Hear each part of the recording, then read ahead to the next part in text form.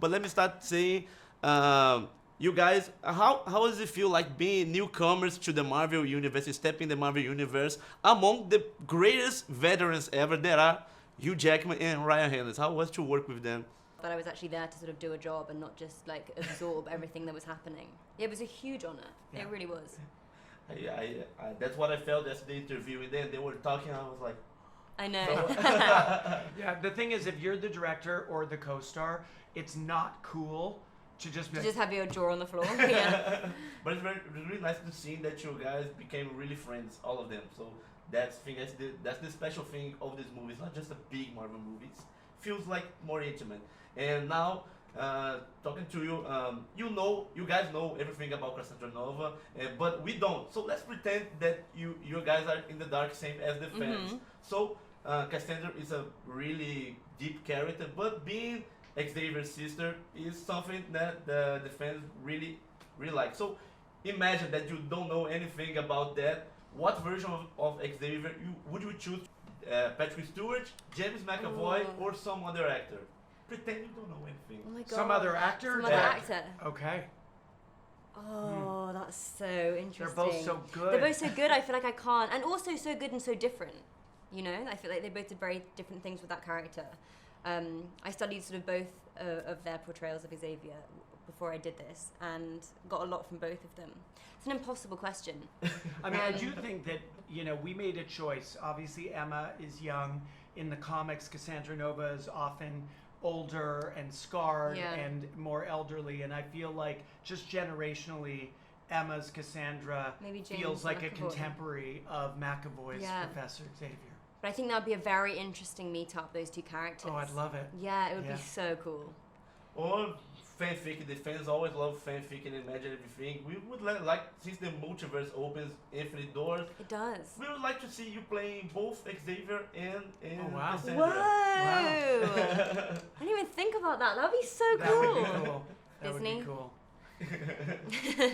And now to Shawn, one of the things that I really like about the MCU overall is the TVA. It's a concept that I think is great, it's fantastic, it's beyond the MCU. So at what point during the development process that you guys brought the TVA to Deadpool Wolverine? Was it always part of the process? Or? No, it was early on. There was no Wolverine in this movie, and we were just coming up with different stories. But when Hugh called us and said he wanted to be in the movie, we needed to find a way to protect the movie Logan. Logan is a masterpiece. It's a movie Ryan and I have tremendous respect for. So we needed a way to have Wolverine in this story and to not change history, not change the movie Logan.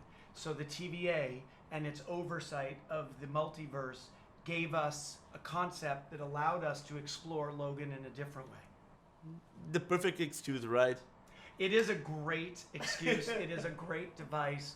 And the one thing I will say, because I mean, you saw the 37 minutes, we make fun of the multiverse. We comment on the multiverse. So when there are endless possibilities, we did this as writers and we did this in the edit, you have to eventually choose which reality you are asking the audience to invest in. And you got to ride that out. So we play around with the multiverse, but then ultimately we find this Wolverine, and we very much commit to his story. The fans go wild with all that sequence and all. It's just a great way to break the ice and bring Hugh Jackman and all of that. So did you see it last night? Yeah. And did you see that sequence when Deadpool's looking for Wolverine? Yeah. I saw it for the second time. I saw it earlier on Friday, and I saw it again yesterday. Was it different in a big crowd in that cinema? So much. The energy was amazing last night. I mean, that's what we work for, right? We made a movie for audience delight. And so it's meant to be experienced with hundreds of other strangers. And that energy is really why we do our jobs. And I can say it already that you guys nailed it. Oh, thank you. Thank you. Now, just to wrap in my last question to both of you, who was harder to fight with, Deadpool or Wolverine, and who was harder to shoot the scenes, Deadpool or Wolverine? Harder to fight with? Oh my gosh. I think Wolverine, maybe, for Cassandra, because there's a lot wrapped up in there, because of his relationship to Charles Xavier, and Cassandra has a real fascination with Wolverine.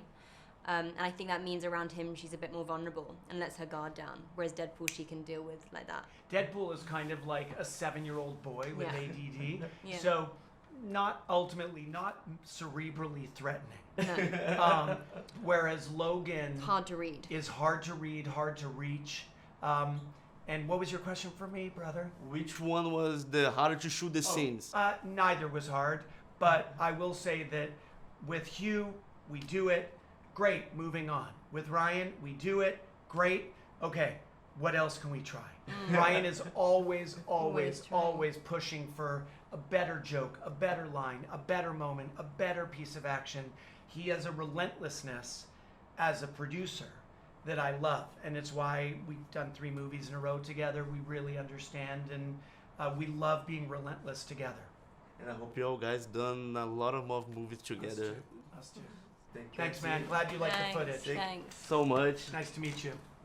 Once again, I'm speechless, so congratulations once again. Thank you. Great interview. Thank you. Brasil!